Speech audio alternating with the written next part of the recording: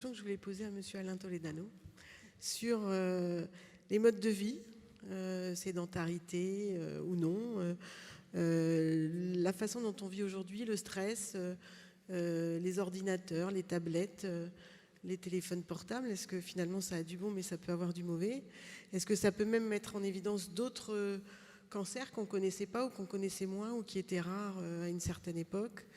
Et donc voilà. Et vous êtes assez prenez en charge la réhabilitation des patients qui sont issus de cancers et qui sont souvent fragiles et qui ont du mal à reprendre une vie normale.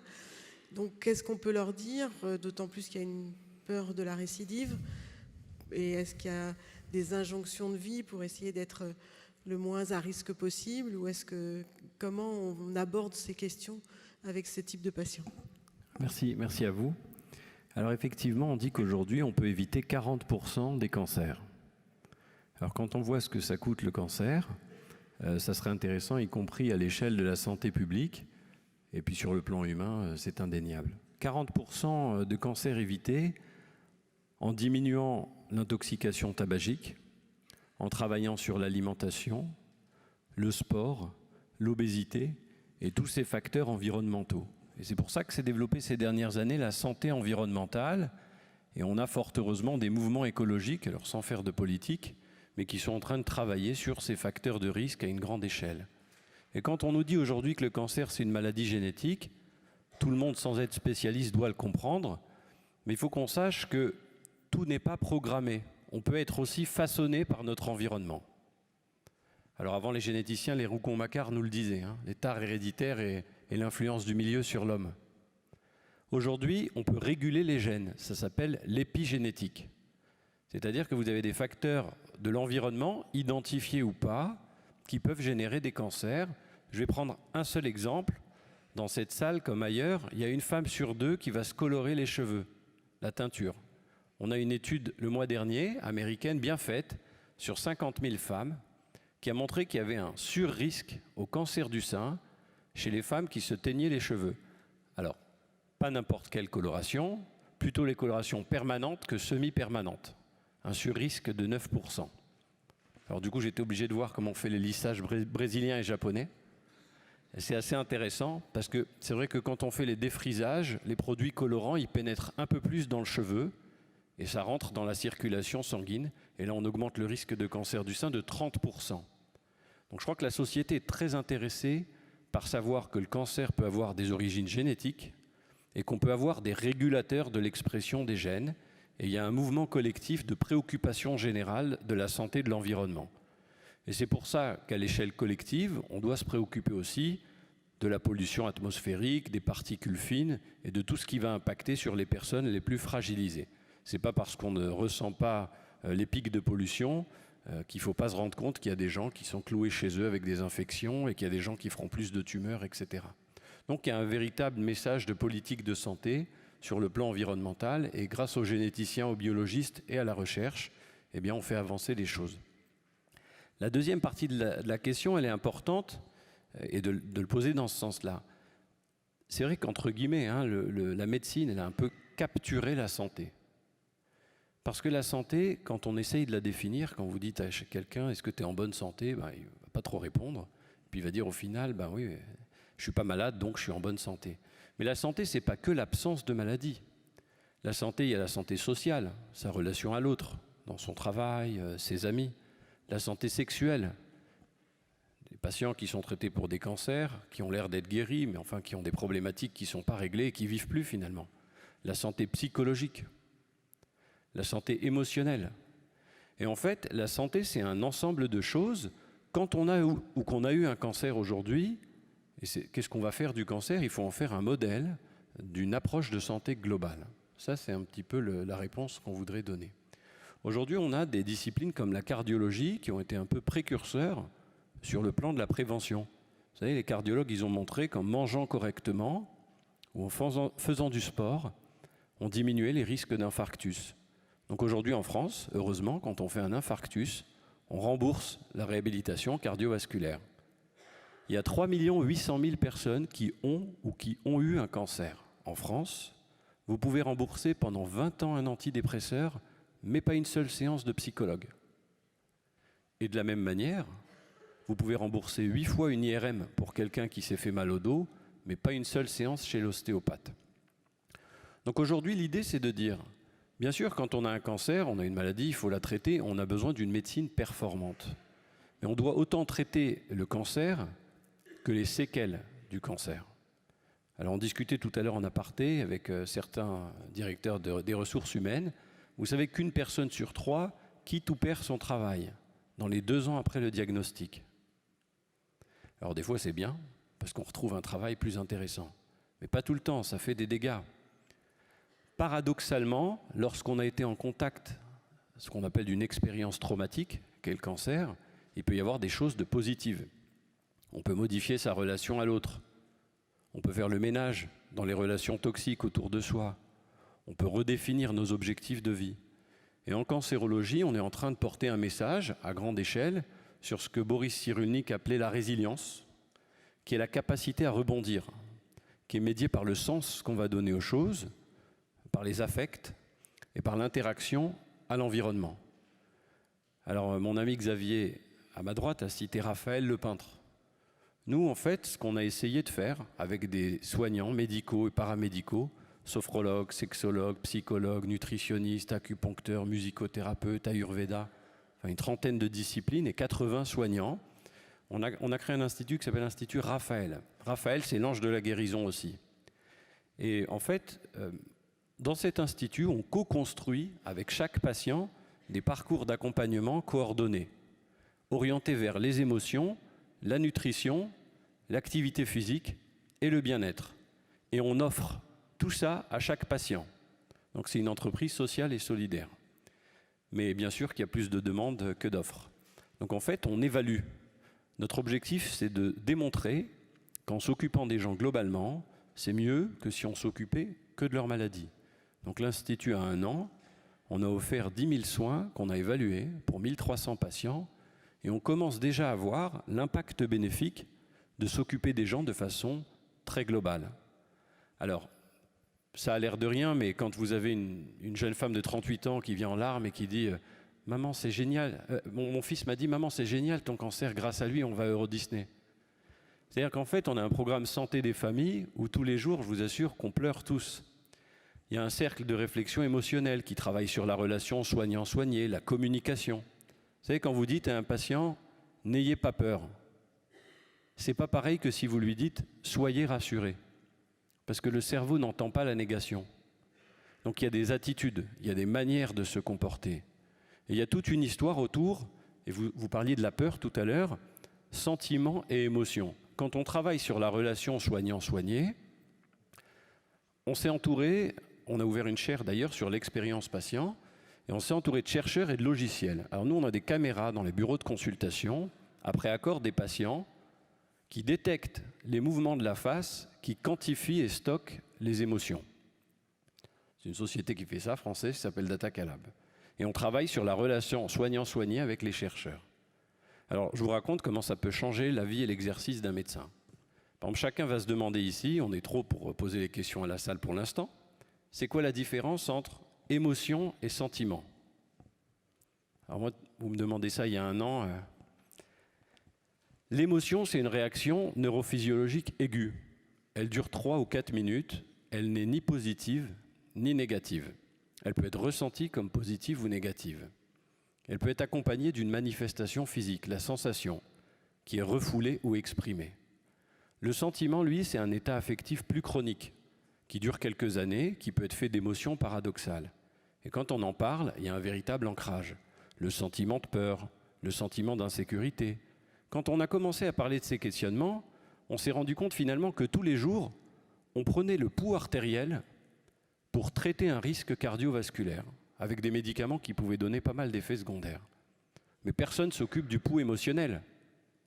Quand une patiente vient vous montrer sa mammographie, la Solidarité nationale a déjà payé pour que le radiologue dise qu'elle est normale. Mais la patiente, elle va quand même venir voir son cancérologue pour lui montrer sa mammo. Alors, pour ne pas qu'il y ait de ségrégation, l'homme aussi vient vous montrer sa prise de sang avec son dosage de la protéine PSA pour la prostate. Mais on a déjà payé le biologiste pour ça. Alors pourquoi on va repayer une deuxième consultation? Notre métier, c'est pas de traiter des cellules, c'est de traiter des gens. Et les gens, ils expriment leur peur.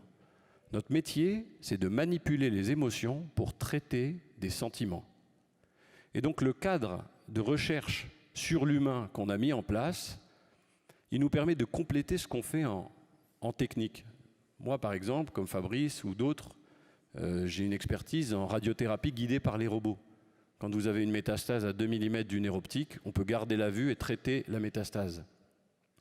En fait, les gens, je ne vais pas rentrer dans le détail, comme disait Fabrice, de l'algorithme qui permet à la machine de traiter la cible et de s'adapter au mouvement.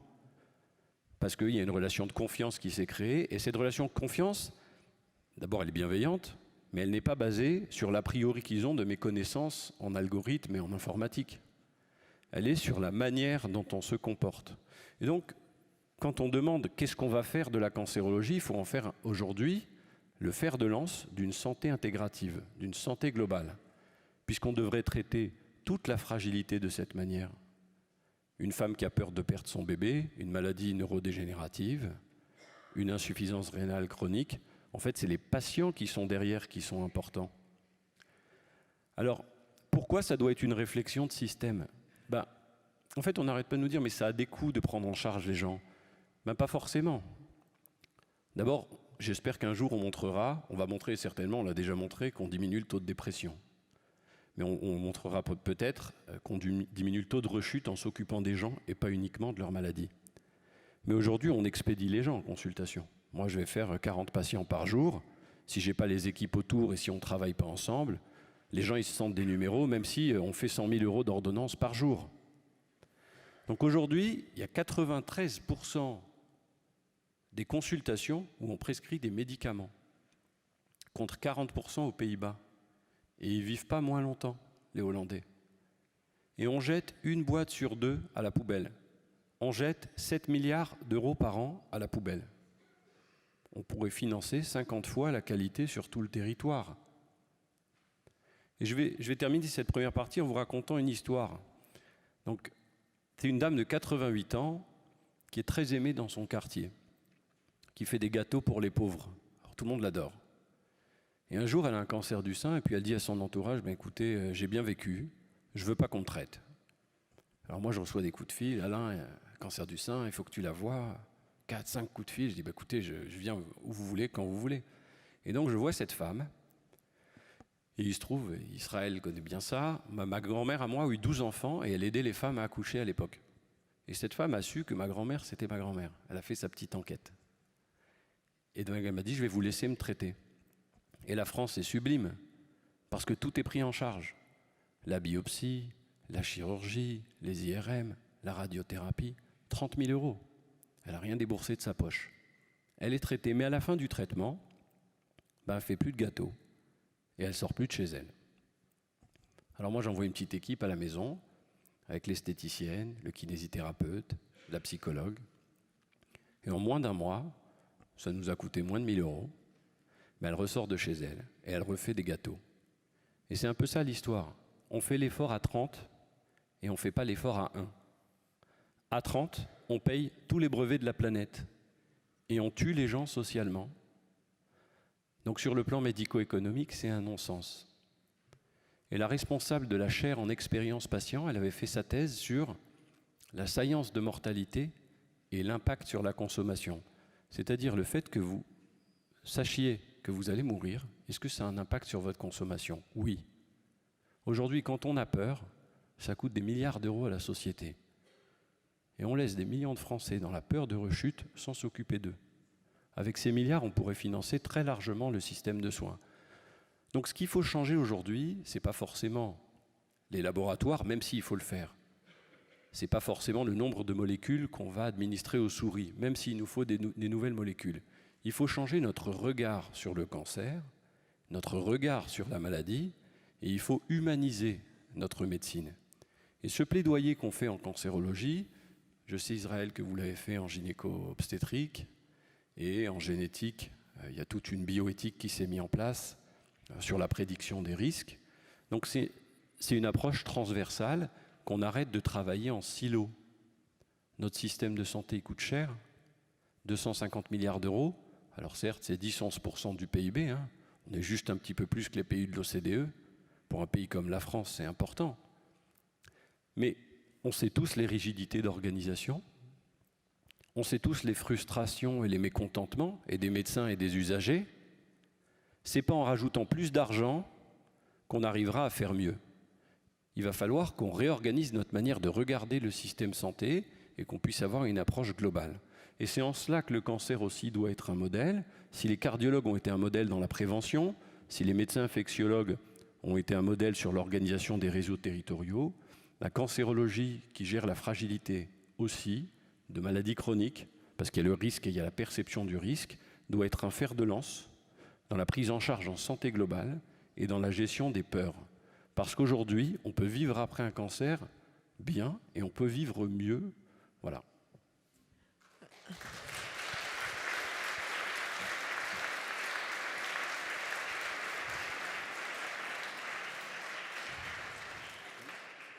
Merci. Quand je vous entends parler, en fait, je me pose une question. C'est au début de mes études de médecine allopathique, j'avais commencé à prendre des cours de médecine chinoise qui, justement, prend en charge totalement et globalement les patients et ne les découpe pas comme ça en morceaux comme l'allopathie classique. Donc, il y a certainement aussi peut-être à apprendre d'ailleurs par rapport à la prise en charge globale des gens. Oui, alors c'est vrai qu'on a un mouvement de santé collective. Qu'est-ce que la société doit rembourser? Et on a ce qu'on appelle l'évidence-based, c'est la médecine basée sur les preuves. Et on a des ayatollahs de la médecine statistique. Et vous savez, c'est Emmanuel Kant qui disait « La médecine est un art et non une science exacte et rationnelle ». Alors on va donner à la médecine un petit côté scientifique, mais c'est aussi une science humaine. Aujourd'hui, dans chaque prise en charge, pour chaque patient, il y a de l'incertitude. Vous ne pouvez pas mettre des robots en face des patients. Le patient, il a besoin qu'on l'écoute, qu'on le comprenne, il a besoin de se confier. Donc on doit créer une relation de confiance, comme tu le disais ce matin. Voilà. Ce qui est important, à mon sens aujourd'hui, c'est de considérer l'incertitude. On n'est pas un mauvais médecin parce qu'on a des doutes. Ce qu'il faut, c'est arriver à s'inscrire dans une évaluation. Donc par exemple, quand on travaille, nous, avec l'Ayurveda, l'acupuncture ou d'autres disciplines, la dramathérapie, etc., on les évalue, on s'autorise à les évaluer. Et vous savez qu'en science, le doute est permis. Le doute peut être positif. Alors c'est très différent du courant antivaccinal dont vous parliez ce matin. Parce qu'aujourd'hui, on a des gens qui ont du doute, et c'est positif, et ça fait avancer la science. C'est important de critiquer. Mais on a des gens sceptiques. Vous savez, ce scepticisme dogmatique, et c'est notre maître Claude Bernard, qui était le pape de la recherche clinique, qui parlait des sceptiques. Les sceptiques ne croient en rien, ils ne croient pas en la science. Ils pensent que tout est opinion et que toutes les opinions se valent. Donc en fait, il faut bien faire la différence entre les sceptiques qui critiquent le système pour rien, et tant pis pour eux, et ceux qui ont le doute positif nécessaire pour faire avancer les choses. Et l'idée aujourd'hui, c'est d'intégrer les différents acteurs de la santé. Et je vous assure qu'une psychologue qui est obligée de payer ses charges dans un bureau à côté, toute seule, qui aime bien s'occuper des patients qui sont atteints de cancer, mais qui est obligée de s'occuper de tout un tas d'autres problèmes parce qu'elle est précarisée, elle n'a pas de remboursement sécurité sociale. Cette psychologue, quand elle rentre, nous on a 6 psychologues à plein temps, 6 sophrologues à plein temps, quand elle rentre dans un parcours de soins, elle est très contente, elle apporte son bénéfice aux patients, et quand elle voit par exemple un inceste, elle est contente d'avoir une danse-thérapeute qui travaille sur la réhabilitation de l'image corporelle, une hypnothérapeute qui travaille sur la représentation mentale positive. Quand on a une insomnie, eh bien on va travailler sur la nutrition et l'agenda du sommeil, etc., etc. Donc en fait, il faut arrêter de consacrer uniquement les médecins.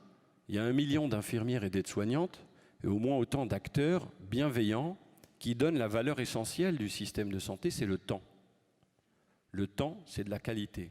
Il y a une époque où des médecins comme moi, comme Fabrice, comme Xavier, comme vous, on n'a pas beaucoup le temps parce qu'on doit gérer énormément de problèmes techniques. Et si on l'avait, je ne suis même pas sûr qu'on ait les bons réflexes pour l'utiliser correctement. Aujourd'hui, on coupe la parole à des patients au bout de 23 secondes en consultation. Et quand on regarde dans les grands hôpitaux, y compris en Allemagne, on prend souvent en exemple, on reste moins d'1 minute par jour à discuter avec la famille de patients gravement malades. Donc c'est trop cher ce système pour le faire tourner de cette façon. Et c'est l'avantage aussi de ces réunions, c'est que la première étape, ce n'est pas où on va investir de l'argent, c'est comment on va changer notre regard sur notre système de santé. Et ça, c'est un effort cérébral collectif. La réflexion précède l'action, hein, qui va faire qu'on doit transformer ça de façon euro-optimiste ici à Strasbourg. Avant de laisser la parole